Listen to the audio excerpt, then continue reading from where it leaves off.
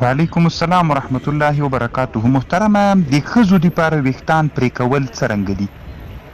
یعنې ویښتان قصد د ویښتانو جایز ده که نه ده جایز؟ په فتاوا ازهر کې لیکي د ښځو دپاره جایز ده چې د میړه اجازه وي.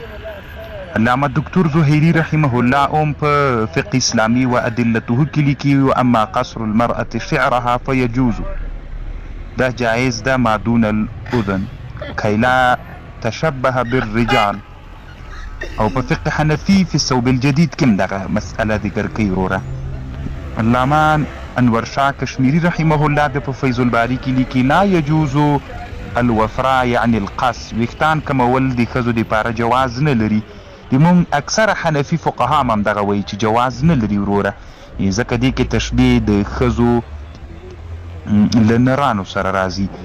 او بل یو حدیث ته محترمه چې هغه علامه سیوطي صاحب په جامع صغیر کې راوړی، نهى رسول الله صلی الله علیه وسلم عن الجمه، له څڼو نه للحرة د اصیلې ښځې دپاره، والقصه او قصه ویښتان د امې دپاره د مینځې دپاره. سیوطي صاحب لیکلي دي وی دا حدیث ضعیف په جامع صغیر کې لیکلي، خو علامه عبدالرؤوف مناوي په سیوطي باندې اعتراض کړی ده. وی دا حدیث امام الطبراني په معجم الکبیر کې هم راوړی ده او په صغیر کې هم راوړی ده. نو هغه ضعیف چې دي هغه رجال د معجم الکبیر دي، د رجال د معجم صغیر چې دي هغه ثقات حدیث قابل د استدلال ده او صحیح ده.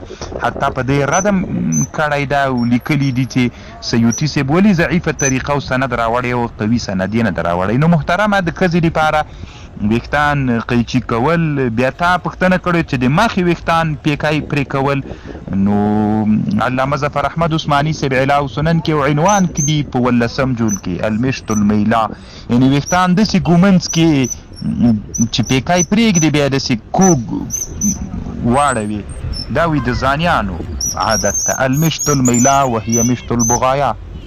نو بیا لیکلي دي وممیلات طشن غيره من تلك المشطة، قلت وقد عمت المشطة الميلا في زماننا. دي مونږ په زمانه کې وي د سر ګومنځول، د پیکای پرېښودل او داسې اړول، چپای اړول، څوک ورته کاکول وي.